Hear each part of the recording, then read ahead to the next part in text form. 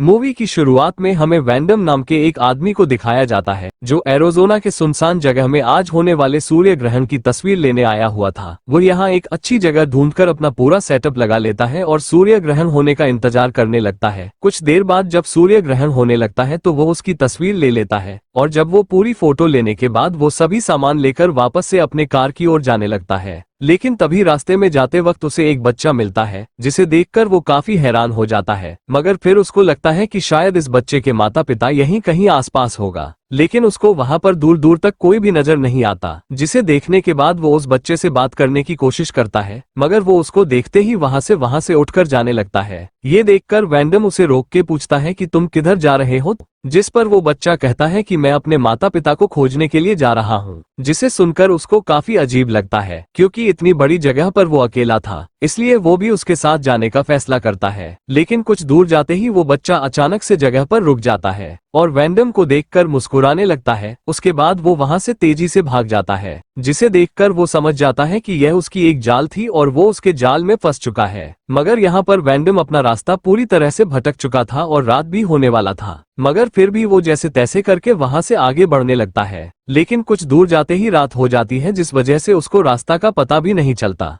जिससे वो थक हार कर वहीं एक पत्थर के नीचे सो जाता है। मगर जब रात में वो सो रहा होता है कि तभी उसको वहां पर कुछ आवाजें सुनाई देती है, जिसे सुनते ही वो आवाज का पीछा करता हुआ आगे बढ़ने लगता है और पीछा करते करते एक गड्ढे के करीब पहुंच जाता है, जहां पर उसको एक घर मिलता है, जिसे देखकर वो काफी हैरान हो जाते हैं। पर इस जगह पर रात के वक्त वैंडम को मदद की जरूरत थी, जिसे देखते ही वो जल्दी से सीढ़ियों की मदद से नीचे उतरकर उस घर तक पहुंच जाता है। फिर वो उस घर का दरवाजा नॉक करता है, लेकिन अंदर से उसे कोई भी रिस्पांस नहीं मिलता, जिससे वो सीधा घर के अंदर चला जाता है कि सब ठीक तो है। जहां पर वो घर के अंदर जाते ही उसे एक लेडी मिलती है जो किचन में अपना काम कर रही थी, जिसे देखते ही वैंडम उसे कहता है कि मैं यहाँ फंस चुका हूँ, मुझे एक फोन की जरूरत है क्योंकि मेरी फोन की बैटरी पूरी खत्म हो चुकी है। पर वह लेडी इस पर भी कोई जवाब नहीं देती और टेबल पर उसके लिए खाना रख देती है। ये देखकर वो काफी हैरान हो जाते हैं। उसके बाद वो बताता है कि वह एक बच्चे की मदद कर रहा था, पर उसके चक्कर में वह अपना रास्ता भटक गया। मगर वहां पर लेडी कहती है कि तुम काफी थक चुके हो, तुम्हें आराम करना चाहिए।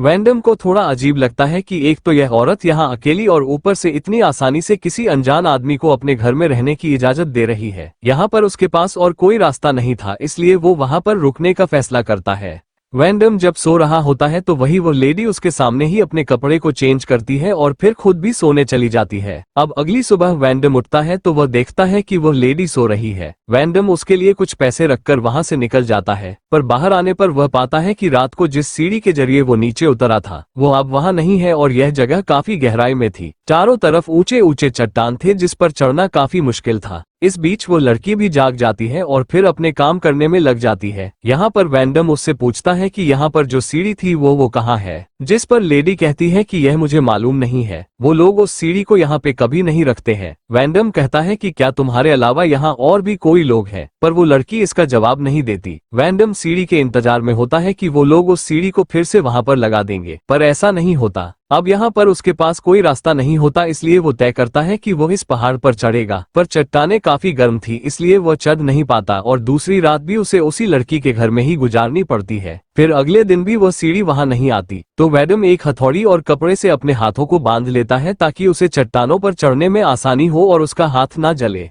उसके बाद वो चट्टान पर धीरे धीरे चढ़ने लगता है और हर कदम फूंक फूंक कर रख रहा होता है क्योंकि वो चट्टान के काफी ऊपर चढ़ चुका था और नीचे काफी गहराई थी। वो लगभग पहुंच ही चुका था कि तभी ऊपर से कोई मरी हुई मुर्गी फेंकता है, जिससे वो अपना बैलेंस खो बैठता है और नीचे जा गिरता है। और रात को जब उसे होश आती है तो उसे काफी तेज दर्द का एहसास होता है क्योंकि वो हथौड़ी उसके पाँव में जा घुसी थी। हैरान की बात थी कि वह सारा दिन वहां बेहोश पड़ा रहा, पर वो लेडी उसकी मदद करने के लिए नहीं आए। पर रात को वो उसकी चिल्लाने चीखने की आवाज सुनकर उसकी मदद करती है और उसके पाँव से हथौड़े को निकाल देती है। अगले 2 दिनों तक वैंडम बिस्तर पर ही पड़ा रहता है और एलिना उसकी देखभाल कर रही होती है। और 2 दिन बाद जब उसकी हालत थोड़ी ठीक होती है तो वह एक बार फिर वहां से निकलने की कोशिश करता है, पर बाहर आने पर वह देखता है कि वहां पर अभी भी सीढ़ी नहीं है। वो जोर जोर से चिल्लाता है कि अगर यहाँ पे कोई है तो वो उसकी यहाँ से निकलने में मदद करे। वो एलिना से पूछता है कि बताओ तुम कौन हो, ये सब जो हो रहा है वह कौन कर रहा है। एलिना कहती है कि यह मुझे नहीं मालूम। एलिना कहती है कि मैं तुम्हें खाना दे सकती हूँ, तुम्हारा ख्याल रख सकती हूँ, तो तुम यहाँ से जाने की क्यों कोशिश कर रही हो। वैंडम कहता है कि मुझे अपनी पुरानी जिंदगी चाहिए। वैंडम जब दोपहर के वक्त छाए में बैठा होता है तभी उसके पास एक लड़का आता है। वो कहता है कि बताओ दोस्त तुम क्यों चिल्ला रहे थे। वैंडम कहता है कि क्या तुम मेरी मदद कर सकते हो। वो लड़का कहता है कि हाँ क्यों नहीं, बताओ तुम्हें क्या चाहिए। वैंडम कहता है कि बस मुझे यहाँ से निकलने की एक रस्सी चाहिए। वो लड़का कहता है कि तुम मेरा इंतजार करो, मैं अभी आता हूँ। कुछ देर बाद ऊपर से उसके लिए एक रस्सी फेंकी जाती है। वो लड़के कहते हैं कि तुम इस रस्सी को अपने में अच्छे से बांध लो, हम तुम्हें ऊपर खींचेंगे। जिसे सुनकर वैंडम भी ऐसा ही करता है। वो रस्सी से अपने आप को अच्छे से बांध लेता है। फिर वो लड़के उसे ऊपर खींचना शुरू करते हैं और एक हाइट पर जाके वो अचानक से रस्सी को खींचना बंद कर देते हैं। इससे वैंडम समझ जाता है कि यह उन लड़कों की एक चाल थी। वो बदमाश लड़के रस्सी को जोर जोर से हिलाने लगते हैं। इससे वैंडम को बहुत डर लगने लगता है। वैंडम उनसे कहता है कि प्लीज ऐसा मत करो, मैं नीचे गिर सकता हूँ, पर वो लड़के उसकी बात नहीं सुनते हैं, जिससे वैंडम का सर चट्टान से जा टकरा रहा था और इसी वजह से वो बेहोश हो जाता है। और जब उसे होश आता है तो वह अपने आप को एलिना के बेड पर पाता है। उसे निकलने की इतनी तड़प थी कि रात में होश आते ही वो एक बार फिर वहां से निकलने की कोशिश करने लगता है, पर एलिना उसे रोकती है और कहती है कि यहाँ से निकलना इतना भी आसान नहीं है, बेहतर होगा कि तुम अपनी इस जिंदगी को अपना लो, यही अब तुम्हारी जिंदगी है। जिसे सुनकर वैंडम काफी रोता है। वो समझ चुका है कि उसे यहाँ पे फंसाया गया है और वो लड़के कभी भी उसे यहाँ से बाहर निकलने नहीं देंगे। इसलिए वैंडम इन सब चीजों को देखते हुए वो एलिना के साथ ही रहने लगता है। कुछ दिनों बाद हमें दिखाया जाता है कि ये दोनों एक फैमिली की तरह रह रहे हैं और वो लड़के इनके लिए अक्सर खाने पीने की चीजें छोड़ दे जाते हैं। वैंडम खुद भी मेहनत कर रहा होता है। वो वहाँ पर सब्जियां उगाता है। वो अपने मुताबिक उस जगह को ढाल रहा होता है। उसे अभी भी कहीं ना कहीं उम्मीद थी कि वह यहाँ से एक दिन जरूर निकलेगा। वो एलिना से पूछता है कि यह लड़के कौन है। एलिना कहती है कि मुझे नहीं मालूम। फिर एक दिन वो लड़के खाने पीने के सामानों के साथ अल्कोहल भी भेजते हैं, जिससे वैंडम अपने दुख को कम करने के लिए उस शराब को पी लेता है और रात में नशे के वक्त वह एलिना के करीब आ जाता है। सुबह जब उसकी आंखें खुलती है तो वह एलिना से इसके लिए माफी मांगता है और फिर से वह वहां से निकलने की सोचता है, पर वो ऐसा नहीं कर पाता। ऐसे ही कुछ दिन बीत जाते हैं और फिर एक दिन जब वह बाहर निराश बैठा होता है तो वहां उसके पास एक लड़का आता है और उससे कहता है कि क्या तुम मुझे पढ़ना सिखा सकते हो। वैंडम उसे देखकर काफी खुश होता है, जिस पर वो भी मान जाते हैं और वो कहता है कि लेकिन इसके लिए तुम्हें मुझे यहाँ से बाहर निकलना होगा। वो लड़का कहता है कि मैं कोशिश करूंगा। ये कहकर वो वहाँ से चला जाता है। तभी वैंडम को नीचे जमीन में दबा एक अंगूठी, एक गाड़ी की चाबी मिलती है। इससे वैंडम समझ जाता है कि जरूर यहाँ पहले भी बहुत लोगों को लाया गया होगा और शायद उनकी मौत भी यहीं पे हो गई होगी। वो जब घर वापस आता है तो एलिना उसे बताती है कि वो प्रेग्नेंट है। इससे वैंडम काफी परेशान हो जाता है और रात को जब दोनों सोए होते हैं तो बाहर इन्हें कुछ अजीबोगरीब आवाज सुनाई देती है। वो एलिना से इस बारे में पूछता है कि ये क्या है, जिस पर एलिना कहती है कि यह शायद उनका एक रिचुअल है।